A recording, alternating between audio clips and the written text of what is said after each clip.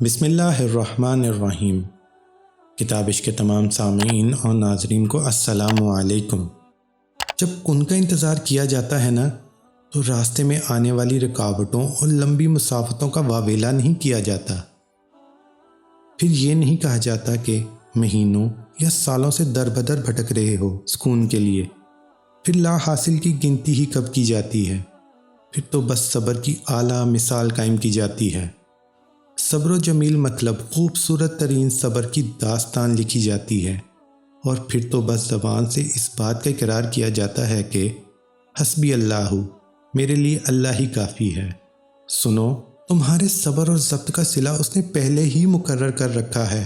اس کی رحمت تمہیں اپنے حصار میں لینے کے لیے بے چین ہے۔ بس وہ چاہتا ہے کہ تم اس سے اپنے تمام دکھ درد بانٹو، اسے چپکے چپکے اپنے دل کا حال سناتے رہو۔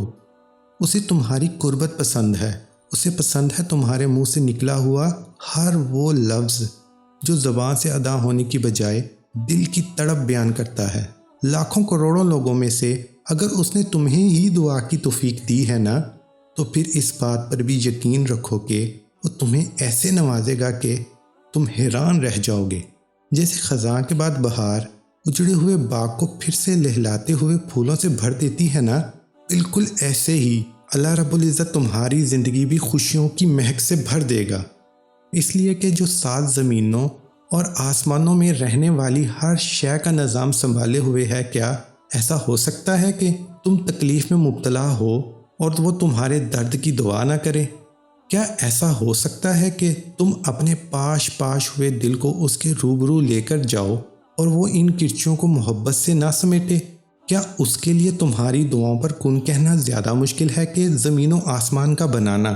اس لیے جہاں اتنا انتظار کیا ہے وہاں تھوڑا سا اور انتظار سہی۔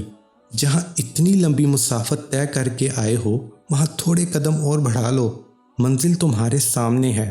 اب تو صلہ ملنے کا وقت ہے، تو پھر کیوں ہمت ہارنی؟ اور یاد رکھو کہ بدتر سے گزر کر ہی بہترین کی طرف لایا جاتا ہے، اور بے شک اس کا وعدہ ہے کہ صبر کرنے والوں کو ان کا اجر بے حساب دیا جائے گا۔ اگر آپ کو یہ ویڈیو پسند آئی ہے تو اسے لائک کریں، شیئر کریں اور کمنٹ سیکشن میں اپنی رائے کا اظہار ضرور کریں، اور کتابش کو سبسکرائب کریں۔